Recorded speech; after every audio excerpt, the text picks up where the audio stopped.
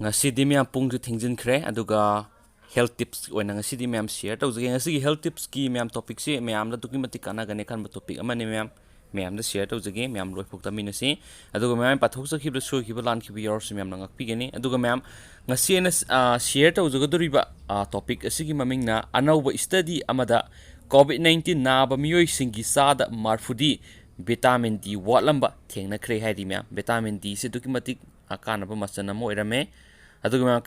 khangjimin si vitamin D si aidi sabana pharibra aduga haidi vitamin D su walamba kangu sina kamaina COVID-19 je positive oiba miyoi singsi aduki matik helam libano habegi matangda akhangai singna share torokpasi myam si content se ne lokhochraga myam damu share tawjage ahanbada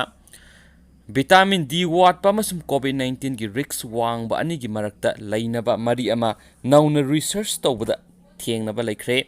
hauzik amuk anauba study amana mamangi research asiga chap manana thengnabaga loinana COVID-19 naraba miyoi singi sada marfu henbadi makhoigi ida yaupom thokpa sunshine vitamin matik sana yaudi haina phungdokre Journal of Clinical Endocrinology and Metabolism na publish tarokiba anauba study asigi saruk oina researchers singna Spain da leiba hospital amagi COVID-19 patient saniga taraga tarukta thizinki patient sing adugi manungda sada marfuga nithoiga point 2d vitamin D walamba thengnaki research aduda thengnaki bagi matung ina nupi singa sangdamnabada nupa singna vitamin D gi sang nemlamki COVID-19 nabaga loinana vitamin D gi sangsu nemba miyoi singda ferritin amasum D dimergumba inflammatory marker singsu wangna le yoramki vitamin D deficiency laiba miyoi singasi hypertension amasum cardiovascular laina sing nabagi sang wangi makhoi singasi COVID-19 nabagi damak hospital la laibigi matamsu hena sangi haina study asina utli hypertension diabetes amasum obesity na singba comorbidity singsu vitamin D gi sang nembaga mari lainai haina Dr. Hans Conrad Basalinski na phongdorkli vitamin D amasum COVID-19 gi maribu evaluate tawkiba Dr. Hans Conrad Basalinski Germany da leiba University of Hohenheim gi professor ni vitamin D gi sang watpa COVID-19 gi patient sing laina asina nabagi sang hena sathiba yai hainasu mahakna phongdokhi vitamin D na ekoibu COVID-19 dagi karamna ngakthokpa yagadagi amadi laina asidagi phagalakpada masina karamna mating pangba yagadagi haibagi matangda miyoi kayana leptana thijili asigumba approach asigi manungda ama hairagadi maru oina ahal oiraba miyoi sing comorbidity leiba patient sing amadi nursing home da leiba miyoi ba sing na singba COVID-19 na khwaidagi maru oiba sokhwanba miyoi kanglup sing oiriba risks wangba miyoi singda vitamin D deficiency leibara haina khangdokpaga loinana madubu layengba haibasini haina study adugi co-author oiriba Spain da leiba University of Cantabria gi PhD George L. Inergens na phongdoklukli mahakna makha taraduna hai COVID-19 gi risks wangba miyoi sing haibadi ahal oiraba miyoi sing atopa laina layong sing leiba miyoi sing amadi nursing home da leiba miyoi sing bu vitamin D sizinaduna layengba yai vitamin D treatment na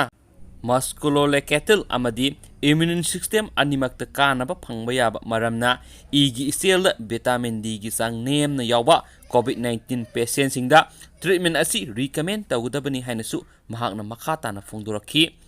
vitamin D watpagi wafam asi malemgi oiba issue amani haina research kyana utli hauzik lakliba wahangdi aikhoini isagi vitamin D gi level check tawba mathau tabra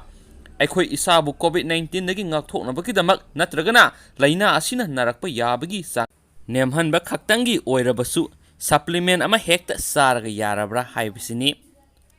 Endocrine Society Practice Guideline na miyoi khudimak vitamin D deficiency gi screening tawnaba recommend tawde haina vitamin D gi matangda research tawkhraba Boston University gi Bone Health Care Clinic ki makok oiriba Dr. Michael F. Hochul na haidi fat malabsorption syndrome naba obesity leiba natragana atopa medical issues sing leiba miyoi singdadi vitamin D level check toina tawba haibasi maram sai hainasu hokip na makhata na phongdokhi Endocrine Society na recommend tawigi matung ina miyoi amana nongmagi mathau taba vitamin D changdi apikpa angang singi oina nongmada engrang samri dagina lising ama angang singi oina nongmada engrong satruk dagina lising ama aduga mapung mari pharaba miyoi singana nongmada engrong satruk dagina lising anini masa noiba adult singdi saruk ani dagina ahum phawba mathau taba yai haina holik na haidi vitamin D watpaga influenza amasung COVID-19 virus yauna upper respiratory tract infection singi risk wangkhalakpaga mari lainai haina suggest tawba publication kayamarum lai haina hokik na phongdorakli holik ki timna COVID-19 positive oiba patient lakh amaga lising maudraga mathoi sathakiba study da vitamin D watpana COVID-19 laina narakpa yabagi kodong thiba sada yankaiga mariga point manga hengat hali haiba utkre magna satakhiba atopa apikpa study amada thengna ki madudi COVID-19 na naba oiraga sibagi risk asi vitamin D gi level sapsaba miyoi singi oina sada yankaiga matoiga 0.5 hanthai amadi laina asidagi akanba complication singi sang yamna hantahali haiba khangba ngamki COVID-19 na naba miyoi singi oina sarcoidosis amadi atopa granulomatous disorder gumba yamna atangba makhalgi laina sing naba natragadi vitamin D sizinabagi sang henkat hanbada mangjaba karisu leite hainasu mahakna makhata na phungdokhi vitamin D amasum COVID-19 gi marakta lainariba mari asi hena mamut tana khangnabagi dama ahenba researching pangthokpagi mathau tari hainasu akhangai singna share tawbirei myam aduga myam ngasigi anauba study amadi COVID-19 na naba miyoi singi sada marfudi vitamin D watlama thengna khre hariba matang sida myam sidi akhang ai singna share tawbirakpane aduga myam sida ko aina thijiluba natabanina aigi matang dadi comment hoina piningai rate tawbutabu researcher singna thigaluba sigi matungina si vitamin D sida khoina dum sijinabra thoido hoidona dum kanadabra kanadaba laiti hainadi dum haibdi sijinabra dum kanai haba myam ko thoido hindona si sara kana phatti haba dugumadi thoina laitabani na vitamin ama oibanina adum khaji khaji sijinabadi dum ya hena khanje dugum myam dasu karimo labibegi habdu sui sudana myam comment box to comment amta thambiramo adugum hayingi topic sidi kari topic ona lokhal o haibnusu myam gi wakhalon sui sudana comment box to thambiramo ngasidi myam vote ki numitsu oibanina ngasigi election nomine vote haidok pa hokre losilakle aduga bot kaba mafam jaga singdadi ngasidi harau phongdokpan ahaw haw chaba numit suirangani share ga myam ngasigidi matang saida kainarasi aduga myam na hainingba suggest tawningba aduga